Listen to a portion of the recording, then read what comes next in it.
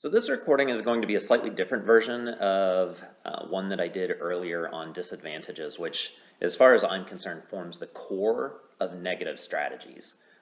When you look at the way that policy debate works, it's pretty clear that we can trace almost every argumentative structure back to traditional policy debate with the stock issues. And the disadvantage was the first way of moving from the old traditional judicial model of debate using stock issues to the legislative model of debate where you're evaluating consequences. And disadvantages are exploring those unintended consequences that might arise whenever someone chooses a course of action. The idea that if we do one thing and we're trying to achieve something good, there's the potential that something bad is going to happen that we didn't think about. And this is the negatives way of exploring that. So today, I'm going to talk first of all a little bit about what disadvantages are, the way that they work. Second, we'll look at the core elements of a disadvantage because every argumentative structure has core elements which help you to tell a persuasive story. And then last, we'll talk about the affirmative responses to a disadvantage. So I think it's important to start with what a disadvantage is not in order for us to understand what a disadvantage is. Because a lot of people come into academic debate with not a clear understanding of what a disadvantage is, and they kind of move in the wrong direction without really thinking about how do you tell a logical story that's persuasive.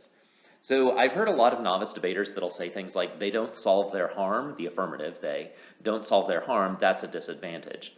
That is absolutely not a disadvantage, right? That's just simply saying that they don't achieve what they hoped to achieve at the beginning. So that's not, if you're a policymaker and you're thinking about choosing a course of action, just because you don't get what you necessarily wanted to begin with doesn't mean that it's something to be avoided. It just means that you're not quite getting what you had hoped to get. Other things that I see people say are, how much does the plan cost? They'll ask a question, or they don't know how much the plan costs. They don't explain how they're going to pay for their plan. That's a disadvantage. Plan costs money. That's a disadvantage. Lots of times you hear, especially beginning debaters, throw out a laundry list of questions or statements about money, that something costs money, and they'll argue that that's a disadvantage, something that should be avoided. But again, it's not. Everything costs money. Right? I just pulled some clip art down to give you an idea of this, right? I'm a parent. I buy milk for my children because milk is good. I can't tell you how much a gallon of milk costs.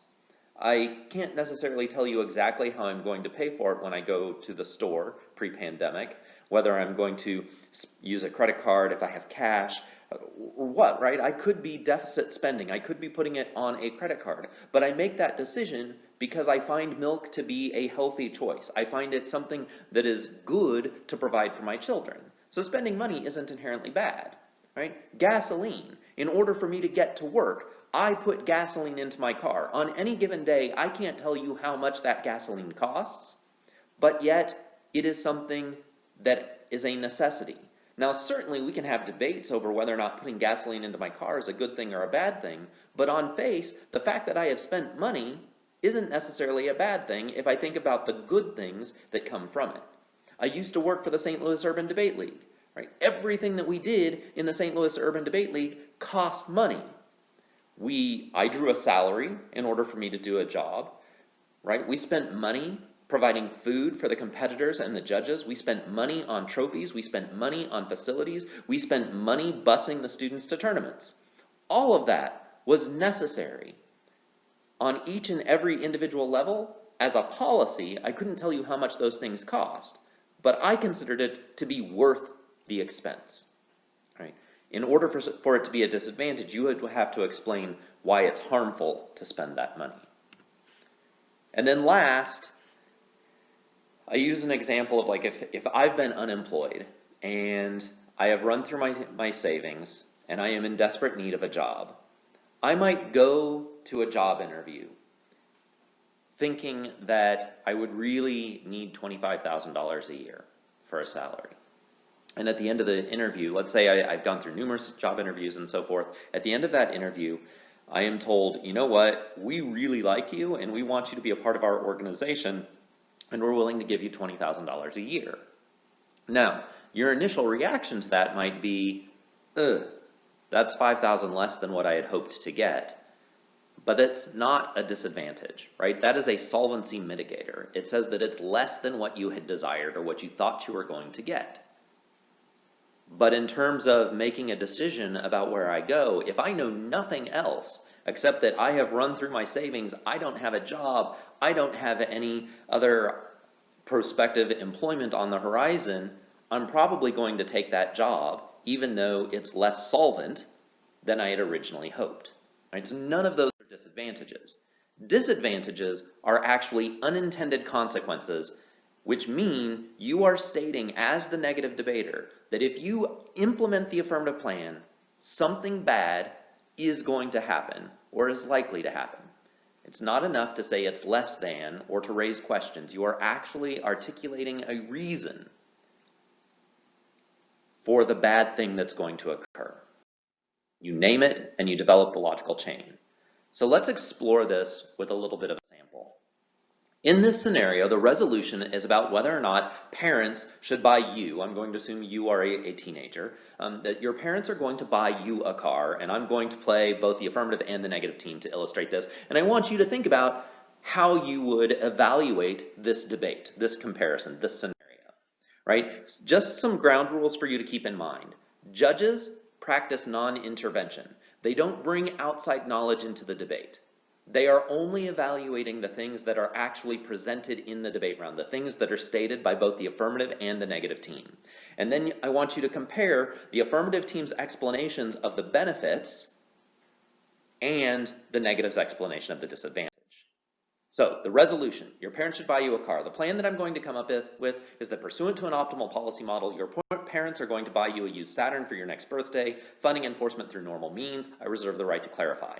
And I have legislative intent, right? So kind of a traditional old school statement of a plan text. No reason why anybody couldn't do that, but that's potential plan. We could look at this with the evaluation of the stock issues. First, we're going to look at observation 1, inherency. And I'm going to develop a story about there's an existential inherency point in that I already have a car. It's my parents' old car from when they were newlyweds, and they have passed it, and they've passed it down to me, and it is an old car. The problem is it keeps breaking down, but my parents think that it's sufficient, or at least they did. And then now we're talking about the plan, right? Excuse me. And I brought in a little bit of an attitudinal point as well in that one, where I was talking about the fact that they think that this is sufficient. Maybe they have a personal love for this car, or it brings back memories because it was the first car that they bought as newlyweds and so forth. In observation 2, I'm going to talk about the harm story. Right? There are 2 harms that I'm going to evaluate. The first is that I have missed debate tournaments, or you, I guess I should say, have missed debate tournaments because you have this vehicle. And when that keeps breaking down, you can't reliably get yourself to the school in order to get to the competition. And you miss out on both the socialization aspects, the social aspects of being on a team, as well as the educational benefits of taking part in debate. You also have the harms associated with being late to school on a consistent basis. And you're missing out on educational opportunities there, and you're also being threatened with the discipline by the school. So you're missing out. There's really, when you look at that harm story, there's 2 scenarios there, debate tournaments and school, but there's 3 actual impacts: social impacts, education impacts, and discipline impacts. So we put forth a plan, buy a used Saturn. Solvency is going to talk about the reliability and the flexibility that this used vehicle would bring to you so that you can not miss those debate tournaments and not be late to school. An additional advantage that you have there, specifically keying in on the social aspects, that once you have this vehicle that's reliable, you can carpool with your friends to school, you gain the freedom to move and be independent and so forth, and so just a little bit of extra fodder. I would assume at this point that examining the plan or examining the affirmative case through the stock issues, since there are no arguments against it, any reasonable person would say, yeah, I want that car. I want my parents to buy me this car. So let's look at a couple of scenarios. Scenario 1. The negative team comes in and says, a car costs money. Sean doesn't know how much that car costs, and he doesn't explain how parents are going to pay for the car. That's a disadvantage. Given what we already know about the benefits of getting the car, is there anything in that short paragraph that would lead you to go, yeah, no, I don't want my parents to buy that car because because the affirmative didn't explain how much it costs or how they're going to pay for it. Absolutely not. At that point, any rational person who's just listening as a non-interventionist is going to go, yep, I want the car. Let's try scenario 2, a spending disadvantage. A used Saturn costs $5,000. That $5,000 has to come from somewhere. Since the affirmative didn't specify specifically where that money is coming from because it's not a part of the resolution, so they couldn't, we're going to assume that it's going to be funded through normal means, which would be a car loan. At that point, do you vote against it? Do you say, nope, don't want that car? And again, keep in mind that as a judge, you are a non-interventionist. You're not allowed to extend your ideas further beyond what has actually been stated by the debaters. So no. Okay, so they're paying for it with a car loan, but I still get those 3 advantages we talked about. Scenario 3. The negative team comes in and makes an argument that says, 1, a Saturn costs $5,000. Funding is going to be through normal means. That means deficit spending. Deficit spending on an individual level means an automobile loan, a car loan. Number 2, the negative team makes a sub-argument that says that interest rates right now are really, really high. Okay, so you're not only taking out an automobile loan, but we know that that loan is going to have high interest rates. The third thing that the negative team says is that your parents' budget is tight right now.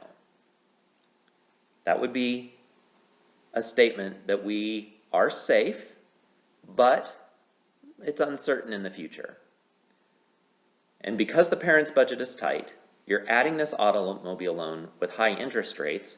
We know that if your parents move forward on buying this car, they're not going to be able to afford new clothes for the start of the school year.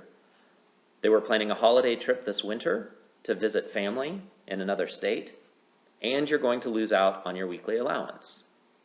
Now there's an actual debate to be had, right? The affirmative was presenting education, social aspects, and avoidance of punishment, but now the negative has shown that the unintended consequence is that we lose out on a new wardrobe, a vacation, along with family, so there's kind of 2 levels of that, and an allowance that gives you other freedoms and those sorts of things.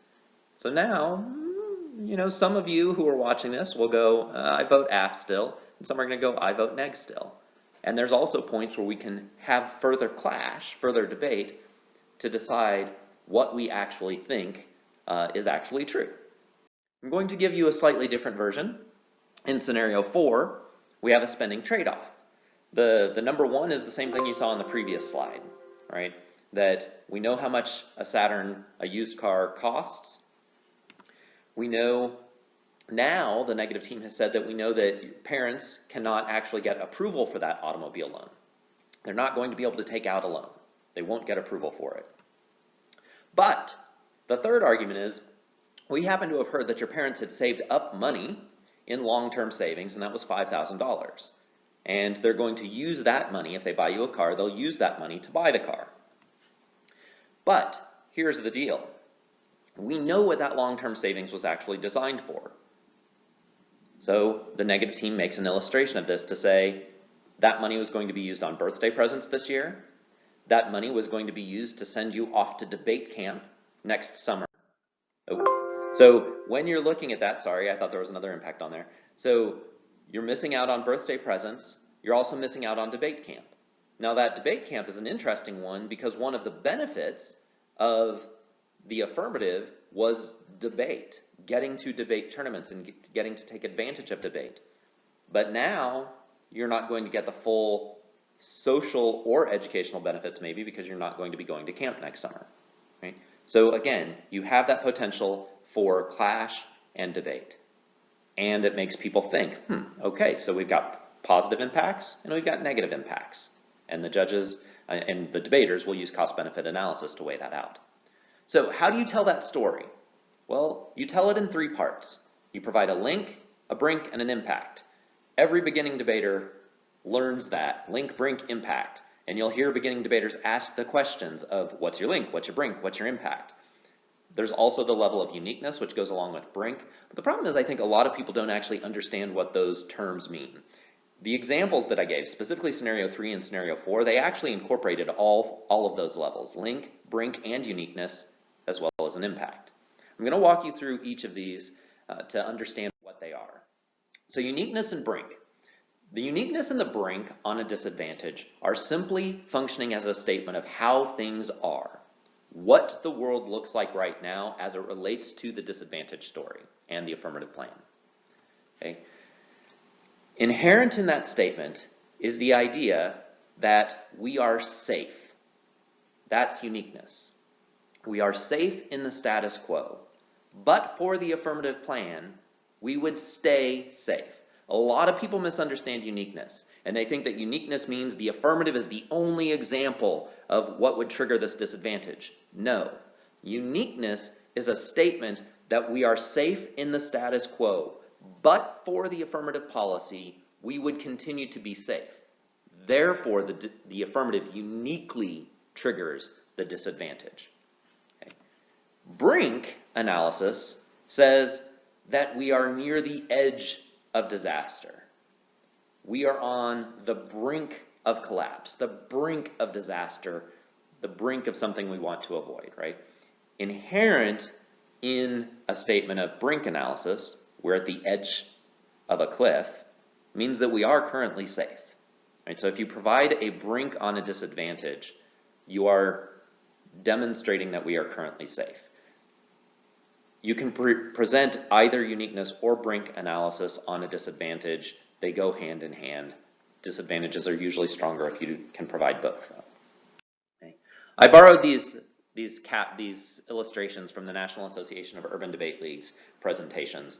I think they help us to understand the uniqueness, well, an entire disadvantage story. You can see here that we have a person standing up here, and they are down below. We've got something we want to avoid, the terrible fire-breathing sharks, and we've got the edge of the cliff. This is the statement of uniqueness, that we are on stable ground away from the bad thing we want to avoid. The brink is the edge of the cliff. Right? You're identifying for a judge where the edge of the cliff is and how close we are to it. So, brink would simply mean we know that we're up here somewhere. Uniqueness tells us that we're on stable ground somewhere as well. That's important for us that, well, we'll talk about that more when we're on affirmative, sorry. Okay. For everything, so uniqueness, if everything stays the same, our person, our hero is going to be fine. The brink is the point of no return, which is the edge of the cliff. Okay. Link and internal links. So that's the next part of the disadvantage. It is the explanation of how the disadvantage applies to the affirmative plan. It's identifying the change that the affirmative has taken with their proposal and showing the sequence of events that follows. You do this, which leads to this, which leads to this, and that's the X leads to Y, which leads to Z. Right? So you're identifying the change that the affirmative would be creating and tracing the logical sequence of events as it happens. So here, I guess we're maybe borrowing a little bit from Indiana Jones, right? We've got a giant boulder that's rolling in this direction. So if you think about the start of Indiana Jones, when Harrison Ford is standing there looking at the golden idol and he grabs the statue off the pedestal, right? That's the link. He's taking the idol. So the proposal is, I want to get this artifact, or Indiana Jones wants to get the artifact. The unintended consequence is, when you pull that idol off of the pedestal, it releases a triggering mechanism, which then releases the giant boulder, which rolls towards the hero, Indiana Jones. In this particular scenario, the boulder then is going downhill and chasing the hero to the edge of the cliff. Right? So that's your link story. What changed? What did the affirmative do? And what is the following sequence of events? I pull the idol off the pedestal. That releases a triggering mechanism, which then releases a boulder, which rolls downhill, and you have to run away from it in order to not be crushed. So the link is the initial action. The internal link is all of the steps in between. all of the steps that come later. But then that brings us to the impact, the thing that we really want to avoid, the final consequence. It's explaining why the story is bad, why the disadvantage is something we want to avoid. And it's that we don't want to be charbroiled food for the fire-breathing sharks down below. Right? That's your final consequence. That's the impact. So we were safe on stable ground, far away from the edge of the cliff, but we changed something. We decided to take the golden idol, which released the triggering mechanism, released the boulder, which chased us to the edge. We fell off the edge of the cliff to certain doom. That's a disadvantage. That's how they work. Those are all of the necessary components of a compelling story for a disadvantage: the link, the brink/uniqueness, and the impact. So, once you understand the different types of a disadvantage, I think it's also helpful to understand the elements of the disadvantage. It's also helpful to understand the types of disadvantages that exist. These are not hard and fast, strict differences. In fact, many disadvantages actually incorporate multiple types of these stories, but I think they're helpful for conceptualizing the way we tell stories. There's a steps-based disadvantage, which is the most straightforward and simple example, right? You do X, which leads to Y, which leads to C. What I told you using the Indiana Jones and the National Association of Urban Debate Leagues graphics, that is a simple, straightforward chain of events sequence disadvantage, that one action leads to something else, which leads to something else, which leads to something bad. But there are also perceptions-based disadvantages. These disadvantages are rooted in people's or organizations, companies, investors, governments, militaries, whomever. You are identifying certain actors in the world who perceive actions in a certain way. And so even if the affirmative team doesn't actually trigger something negative or harmful or bad or whatever, the policy itself sends a message which is perceived by others a certain way. And so we see this a lot in debate with disadvantages, economics-based disadvantages, maybe a business confidence disadvantage related to environmental policy. That environmental policy might be perceived by businesses as something that hinders their growth opportunity. Right? You could argue until you're blue in the face that no, environmental legislation is actually good for the economy, is actually beneficial. But if businesses perceive those regulations to be harmful to their future, then they stop investing in future development. Right? That's the story of a business confidence disadvantage.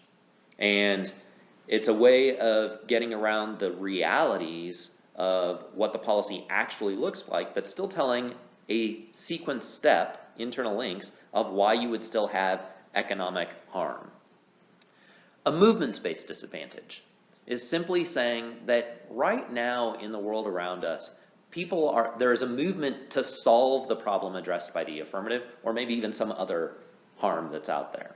Right? A movements disadvantage says that right now people are organizing to fix something in the world. And that could be political leaders are galvanizing and working to address a problem. It could be that individual people are doing that. It could be that businesses are doing it. It could be that non-governmental organizations, charitable nonprofits, whatever. They're addressing some issue that's out there.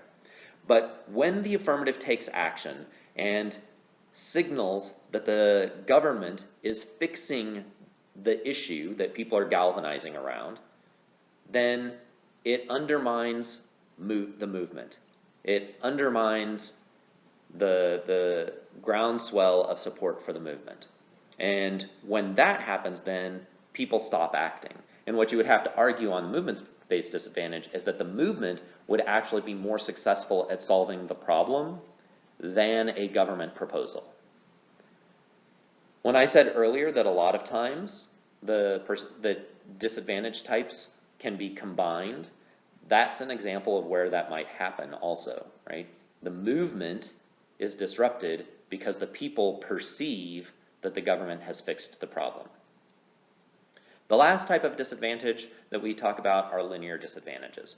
Linear disadvantages kind of skip over the uniqueness and brink analysis to simply say that every action, every Larger action in this direction exacerbates the problems. So in that instance, you might show that maybe the economy isn't doing great right now, but the affirmative team makes the economy even worse, so the impacts on individual daily lives becomes more severe. Right? So the more you do, the worse the problem gets, and it's something that we want to avoid. You could kind of think of that, one of the examples that I use sometimes is sunburns, right? If the longer I'm outside, the more severe my sunburn becomes, right? If I'm only outside for a little time without protection, it's a mild sunburn. If I'm out for a really long time, there's a significant amount of pain that I deal with. Now, if I want to start talking about things like skin cancer, that's probably Brink analysis. Identifying the point at which something really traumatic happens can be difficult and maybe impossible, but the longer I'm out there without protection, the more at risk I become. But in terms of just a basic sunburn, right, milder cases to more severe cases depends on how long I'm outside and what type of protection I have. So why does it matter to think about these types of chain of events, perceptions, movements, or linear disadvantages? Well, it comes down to understanding how it all fits into the storytelling that happens in a debate round. I break debates into three kind of periods of time. It's the period of time where we lose the debate, it's where the work happens, and it's where we win, or maybe I should say when, right? When we lose or where we lose is at the level of establishing our home base. It's the foundation of our arguments. It's the foundation of our strategies that we are making as debaters. And that primarily happens during the construction phase of our arguments. The first affirmative constructive and the first negative constructive. The first two speeches in any given debate round are where we're building and establishing, carving out the area that we want to develop. In understanding both the structures, link, brink, and impact, and the ways that we can tell stories, movements-based, perceptions-based, etc., are helpful for figuring out how we want to build our arguments. Before we even go to the first tournament, we have to build the arguments so that we can construct them in the first affirmative, or excuse me, the first negative for a disadvantage, the first negative constructive. It's also useful to understand the types and the elements of a disadvantage for when we're doing the real work on the disadvantage. We're monopolizing territory in the judges' minds. If you watch some of my other presentations about how judges think about debate, using Steve Johnson's idea of carving out territory and horizontal and vertical debate, right, the work happens when we are monopolizing space in the debate round. We're making the judge think about our ideas, and if we understand the elements of a disadvantage and we understand the way that we can conceptualize disadvantages, it aids our ability to flesh out the details for the judge, to help them to really think through.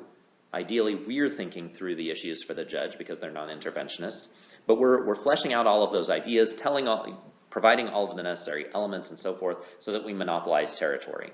And that happens in the middle of the debate. As the 2AC is arguing against the disadvantage, the 2NC and the first negative constructive, or excuse me, it's supposed to be the 1AR and the 1NR. When those four middle speeches in the debate are taking place, we're fleshing out the ideas, we're building, we're filling out ideas, but the affirmative team is actually going to be tearing them down. Where do we win debates? We win debates when we bring the idea home, when we tell a compelling story, when we frame the debate for the judge. And that happens in the 2NR or the 2AR if you're on the affirmative. But as the second negative rebuttalist, if you understand the type of disadvantage you're working with, perceptions-based, movements-based, and so forth, then it aids your ability to be a storyteller when it comes to framing your argument for the judge in a way that they really understand it, in a way that they find to be persuasive, so that you can compare that to the affirmative case. So let's bring it together. I'm going to tell you a story, and I use some of my former students to help me tell this story. I used to live in Alaska. I used to coach up in Alaska, and once a year, I took my students to a tournament in the lower 48. I brought them to a national circuit tournament so that they could experience debate in a different location. They could experience the world, they could see different styles of debating, and so forth. Right? So I took my debaters on these tournaments. And so in this particular disadvantage, we're looking at the idea that we are a team, we are traveling together, safe and happy, whatever. And in this particular scenario, I took my students to the UNLV tournament in Las Vegas. And the story comes out when we start talking about my student Nicole. And the link story of this argument is that I would harass Nicole mercilessly. I would tease Nicole. I would give her a hard time. I made fun of her left and right. Okay, that's the link story. I chose to make fun of Nicole, to tease her, and so forth. And I was just, not very nice to Nicole. And little did I know, I was upsetting her. She didn't take it that I was, teasing her in good fun or anything like that. She was actually getting angry. I was hurting her on a personal level, and she was getting angry with me. While we're on this trip, we decide to go to the Red Rocks Park that's just outside of Vegas. And we're climbing around on the rocks, or we're going to go out there and we're going to climb on the rocks. And so you can see right there, we've got a brink, edge of the cliff. Okay, but as we're driving, I'm continuing to tease Nicole. I'm continuing to give her a hard time. We park the van, we all start hiking around, and I'm continuing to tease Nicole mercilessly. And at one point, we're at the edge of the cliff there, and I really... If you look down there, it's at least 300 feet. At least... Nicole lost it. Nicole decided that she was done with me harassing her and teasing her, and she shoved me off the cliff, and I fell to my death. All right. Now, reality, got along with my students, and they helped me do this reenactment because I was always telling the story of standing on the edge of the cliff and getting pushed off because I upset someone. And so, but that gives you an idea of how it all works, right? A statement that you're safe, that you're not in harm's way, but you are putting yourself in a precarious position, or you exist in a precarious position because you're at the edge of the cliff, you're at the brink. And the link story then, teasing Nicole, upsetting her to the point that she gives me a shove and pushes me to my death, something that I would want to avoid. So if that's how you tell a story, how does an affirmative respond to the disadvantaged story? And you can think about it at each level, answering the uniqueness and brink, answering the link, answering the internal link chain, and answering the impacts. So let's think about the brink analysis. You can respond to the brink of a disadvantage or the uniqueness of a disadvantage by simply showing that we are nowhere near the danger point. Right? The edge of the cliff is so far away, it's not something that we need to concern ourselves with. If I never put myself out at Red Rocks Park and never was standing at the edge of the cliff, it wouldn't be a problem. So if I was showing that, I was hesitant and I was staying far away, it doesn't really matter. Now, you could end up having a debate, like how big of a plan is it? How big of a change is it? If I really upset Nicole, I might be 10 feet away from the edge of the cliff, but she might just shove with all her might and still get me over the edge of the cliff. If I'm standing right there at the edge looking down, and she's even just a little bit upset with me, maybe she just gives me a little push, a teeny tiny little push. And I tease her just a little bit and I get shoved over. But in terms of the affirmative, answering the brink, you can point out that I'm nowhere near the edge of disaster. You could answer the uniqueness of a disadvantage to show that, no, we're not safe on solid ground. We're not near the edge of the brink. We're not near the edge of disaster. We're not at the brink. We have actually already fallen over the cliff. Society is already past the breaking point. All right? If someone is running an economy-based disadvantage and they're showing, or they're making an argument that says that you disrupt the economy and economic recessions lead to global thermonuclear war, as debaters will claim, if you can show that, hey, we're already in a recession, The impact about warfare doesn't matter because we're already post-brink. We are past the edge of the cliff. The disadvantage is non-unique. It is already going to happen, or it should happen in the status quo. And you could argue either that it's going to happen in the status quo, that it is happening in the status quo, or that it empirically denies the disadvantage. We're post the brink, the disad's non-unique, and the impacts didn't materialize, so therefore it's empirically denied. Instead of exploring the brink and the uniqueness, you might explore the link chain, right? You can think about a link, internal link story as the chain, the logical chain that ties the person to disaster, right? So we've got a person here chained to an explosive device. And the link chain shows us how they're connected, how those two ideas are connected. And as an affirmative debater, you can explore that link chain. You could say that there's no link. The story that the negative team is describing in how the disadvantage applies to them is simply untrue. That's not what my affirmative case does. I don't disrupt the economy. I don't disrupt business confidence. Right? The link story does not apply to me. That's one way of exploring the link. You could actually provide a link turn. You say that I cause the disadvantage. In reality, I move us further away from the disadvantage. You say that environmental regulations disrupt business confidence in the economy. In reality, businesses now recognize that environmental regulations are good for them in the long term, and it makes them more pleased, more confident in the future of things, knowing that that long-term stability is there. And so I actually improve investor confidence. That would be a link turn. Another way of providing the link turn would be, hey, I'm actually here, I'm going to fix the problem. My plan actually fixes the problem that you cite in the disadvantage. So it's not just that I'm moving us further away from the disadvantage, it's that something about my case actually fixes the problem. Right? So because my plan is part of the bomb squad, it actually fixes the problem. Or you could show that there's no internal link. If there's no internal link at any point along this chain, it could be here, here, here, here, here. If there's no internal link and you break that chain, then there's no connection between your plan and the impact that we want to avoid. The larger the impact story of the disadvantage, the more internal links there are, the more causal stories that have to be explored by the negative team to tell a compelling story. And it gives you the opportunity to disrupt that logic chain at any point along the way. Take, for example, the Indiana Jones story, right? I use that to further explore Noddle's boulder rolling example, right? If you can show that the trigger mechanism is stuck, then it doesn't matter whether you pull that golden idol off the pedestal, because the trigger mechanism is stuck, it's not going to release the boulder.